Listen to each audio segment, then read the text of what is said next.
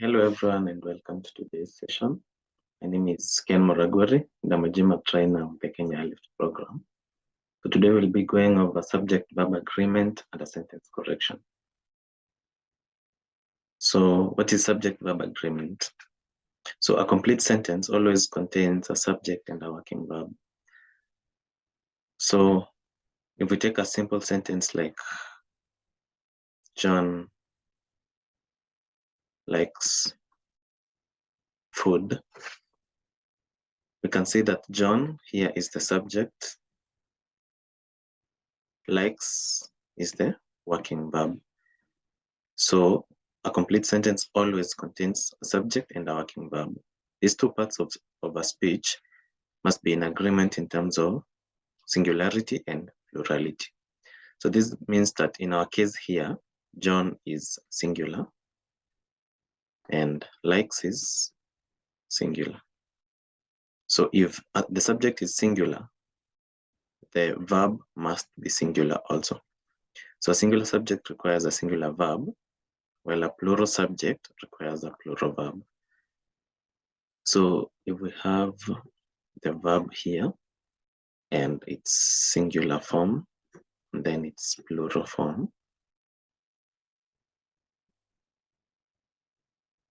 say we have it, so the singular form is its, the plural is it. We have find as our verb, the singular form is finds, the plural form is find.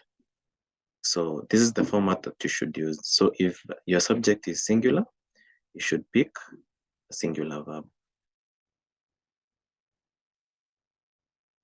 So one of the main tested areas in GMAT sentence correction is subject-verb agreement errors. This is where a plural subject maybe has a singular verb or vice versa. So as with pronouns and their corresponding nouns, subject-verb errors provide an easy avenue for eliminations based on agreement. So in the session that we discussed about pronouns, you know that the pronoun must match the plurality or singularity of its noun.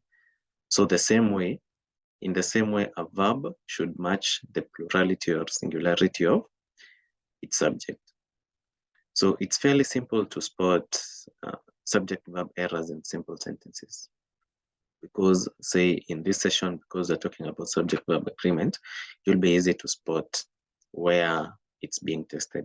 But it gets quite tricky or difficult once the sentences become longer and more complex. So this is something that you will have to practice so that once you spot a verb, you'll automatically look for its subject and try to see if they agree. So we have some examples of subject-verb agreement. So John plays football every day. So we have our subject here, John, and we have a verb. So you can see John here is singular. So this is singular, and plays singular. And then we have the second example, John and James play football every day. So we have our verb, which is plural, and we have John. So this is one subject and James two. So together they make a plural subject. So plural subject must have a plural verb.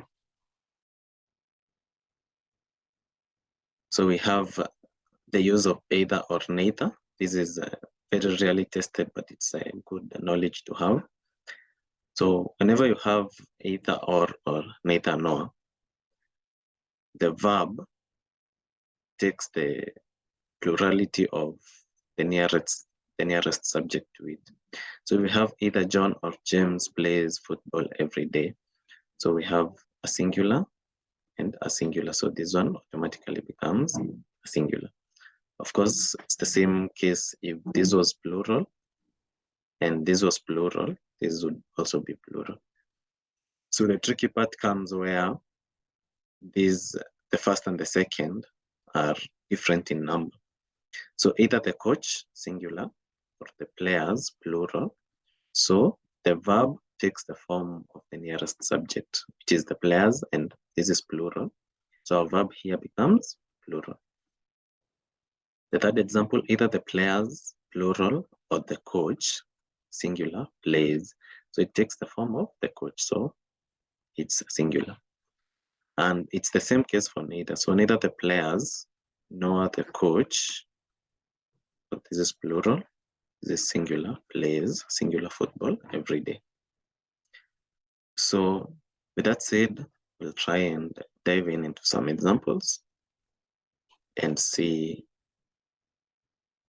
where you can use subject-verb agreement to make some easy eliminations. So as we do the examples, of course, you remember that our preferred way of solving these questions is process of eliminations. So these common errors, especially the ones that we've talked about previously, and subject-verb agreement, they often give you easy avenues for eliminations. So once you spot subject verbs that are changing, especially in the answer choices, you know that there's a subject-verb agreement being tested there. And knowing that, you can maybe eliminate 2 or 3, and then the rest now you can use other grammar concepts or meaning or conciseness. So I'll give you a chance to do the example, so you can go ahead and pause, then we'll go ahead and discuss. Okay, so we have our example. The relationship between corpulence and disease remain controversial, although statistics clearly associate a reduced life expectancy with chronic obesity. So if you look at the answer choices, you'll notice that our verb remain is changing. So if a verb is changing, you know that you most probably have a subject-verb error being tested. So now you have to find this verb, what's its subject. We'll go back to the sentence and see the relationship between corpulence and disease. So here is our subject relationship. So since the relationship is singular, and note that whatever relationship is being talked about, corpulence and disease, you may mistake this for the subject, but it's not. Because corpulence and disease do not remain controversial. What is controversial? It's the relationship. So be careful when choosing or looking for the subject. So once you see your subject is singular, you know that it should have a singular verb. So from what we saw earlier, remain is a plural verb, so it has a disagreement with its subject. So whatever that has remain, we can easily eliminate it. So A, B, and C are out. And then we are left with B and E. And then so we go ahead with the sentence. So the relationship between corpulence and disease remains controversial, although statistics clearly associate a reduced life expectancy with chronic obesity. So the difference between D and E is, again, the form of noun of verb that is used. So we can see, of course, that here we have a plural verb and here we have a singular verb. So what's the subject of this verb here? So we have, although statistics clearly associate. So our subject here is clearly statistics. Now we can argue whether statistics is singular or plural. So the thing about statistics is, if it's data that we are referring to, we can have a statistic. So this is just one. And then the plural for a statistic is statistics. So in this case, this is plural. But when we talk of statistics as a field of study, say statistics is a rising field in mathematics. So you see, when you use statistics as a field of study or a field of either math or science, it's singular because it's similar to physics which is singular. So in this case, we are talking about these statistics. So we have now statistics as a plural subject. So the verb must be plural too. So in this case, we can eliminate E because associates here is singular. And then we have D as our answer. So as you can see, this question is subject-verb agreement completely. That is, if you spot the subject agreement errors, you'll easily be able to finish this question in maybe less than a minute. So as we've said, our answer here is D. You're watching Success with Bob Mwiti Show, presented to you by Appstech America. Appstech America is a consulting company that helps immigrants find amazing higher education and job opportunities in the tech industry in the United States. You can find our programs by going to www.appstechamerica.com. Appstech America, we wake you up to the unlimited potential within you. So we'll go to the second example of this. So go ahead and pause the video, try to solve it on your own, and then when you're done, you can unpause and we'll talk about it. Okay, so in this sentence, we have declining values for farm equipment and land, the collateral against which farmers borrow to get through the harvest season, is going to force many lenders to tighten or deny credit this spring. So straight away, we can see, if you look at the option and you notice that a verb here is underlined. So if you look at the options, you can see that the verb keeps changing. So we have to find the subject of this verb. And since the underlined portion is also part of the underlined portion is in between two commas, and meaning wise it's a modifier, so this part is a modifier. So we can say the sentence looks like declining values for farm equipment and land is going to force many lenders to tighten or deny credit this spring. So looking at this first part, which is the subject, so we can see the subject is declining values. So this is a prepositional phrase just giving more information about these declining values. So declining values is a plural subject. And so in option A, we have is, which is a singular. So there's a disagreement there. We can eliminate A and eliminate B and C on the same basis. So option D and E have plural. So these are fine. Now we look at the content now of the sentence. So option D, which farmers use as collateral to borrow against to get through the harvest season.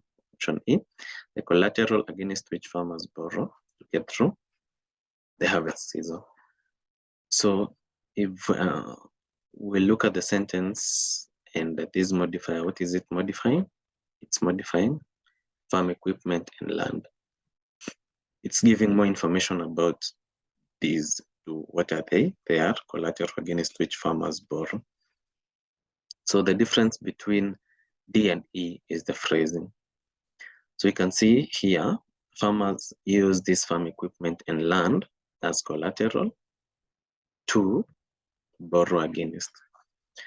So if, say, we dropped this part as collateral and said which farmers use to borrow against to get through the harvest season, you can say that the meaning is conserved. So option D has some form of redundancy because using as collateral is exactly the same or has the exact same meaning as borrowing against, because a collateral is something you borrow against. So the fact that it has been used this way to borrow against, which effectively means a collateral, means D has redundancy. And if you look at option E, it's phrased almost the same, but it's slightly different. How? The collateral against which farmers borrow to get through the harvest season. So if you look at that modifier, you can't drop any part for it to make sense. You can say, so declining values for farm equipment and land are the collateral to get through the harvest season. You must include this other part, which farmers, against which farmers borrow to get through the harvest season. So they look similar, but they actually are not. So the framing makes B more redundant and E actually becomes more concise. So for that reason, we can eliminate D and pick E as our answer. So as a refresher, remember we look at grammar first. So any grammar mistakes are the most important first. Then we look at the meaning for the remaining choices. And then we look at conciseness. But remember, a sentence can be grammatically correct and the meaning can be wrong. So if the meaning changes or is disrupted, you know that that answer option is wrong. So whatever answer choice we pick should be good grammar-wise, meaning-wise, and have or be the most concise. So there is our answer. Then we'll do our last example today. So go ahead and pause and then we'll talk about it. Okay, so in California, a lack of genetic variation in the Argentine ant has allowed the species to spread widely. Due to their being so genetically similar to one another, the ants consider all their fellows to be a close relative and thus do not engage in the kind of fierce intercolony struggles that limits the spread of this species in its native Argentina. So notice the underline here, it has a verb. And if you look at the answer choices, here we have limits, we have limit, limits, limit, and limits. So it's changing. So meaning we must definitely have subject verb being tested. So what is the subject of this verb here, a verb limit? What's the subject? So, and thus do not engage in the kind of fierce intercolony struggles that limit the spread of this species in its native Argentina. So what limits this spread? It's fierce intercolony struggle. So we have our subject. And of course, since it struggles, it's plural. And since it's plural, we need a plural verb, which in this case will be limit. So that means anything that has limits, because you'll notice that the sentence doesn't change from here. Fierce intercolony struggles that limit. So struggles that limits is out. Struggles that limit, that's okay. Fierce intercolony struggles that limits, so this is singular, this is out. Fierce intercolony struggles that limit, so that's okay because that's plural. And E, fierce intercolony struggles that limits. So this is a singular, so it's out. So we have B and D remaining. So what's the difference between those? So there is due to its being and because they are. So we can argue about that, but let's continue on because this is quite a large portion of a sentence. And the good thing with the underline being quite long is that the chances of more grammatical or meaning mistakes are more. So the longer your sentence that you have to work on, the better the chances that you may find more mistakes ahead. So due to its being so genetically similar, the ant considers all its fellows to be a close relative and thus does not engage in the kind of fierce intercolony struggles that limit the spread of the species in its native Argentina. So, due to its being so genetically similar, the ant, so we are saying one ant is genetically similar. So does this really make sense? Because you can't really compare an ant to itself and say that it's similar. So notice that GMAT literally takes meaning, it takes meaning literally. So however you phrase your sentence, the meaning should be very clear. And if someone assumes that the meaning is literal, it should still make sense. So we have an ant here being genetically similar, which doesn't really make much sense. But let's continue. So we have one thing that's wrong there. And then the ant considers all its fellows to be a close relative. So this ant is considering multiple ants to be one close relative. So again, meaning wise. So all the ants can't be one close relative because it's a close relative. If this was considers all its fellows to be close relatives, that would be okay. Or considers each fellow to be a close relative because each is one. So here we have again another meaning problem. So let's cast doubts on B and look at D. So because now you see that since you've gotten some kind of mistakes, meaning mistakes, you don't even have to consider the first part due to its being or because they are. So D, because they are so genetically similar to one another. Now there is the comparison that you are looking for. So it's multiple ants which are being compared. And now we are saying that they are so genetically similar. So that's okay. The ants consider all their fellows to be close relatives. So this is plural, all the ants to be close relatives. So that's perfectly okay meaning-wise, and thus do not engage in the kind of fierce intercolony struggles. So you can see that D is very clear in its meaning. So for that reason, we can safely eliminate B and pick D as our answer. So in this question, we use the subject verb to eliminate, and then meaning helped us now hone on to our answer. So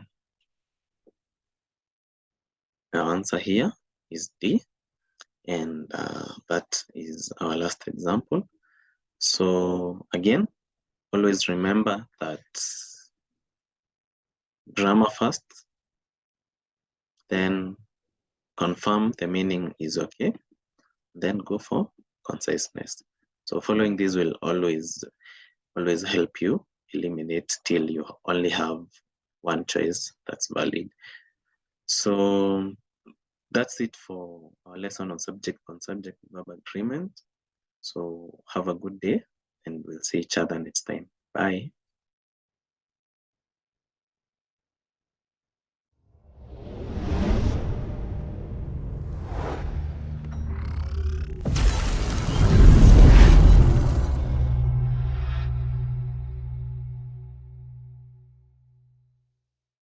You've been watching Success with Bob Mwiti Show, brought to you by Upstack America.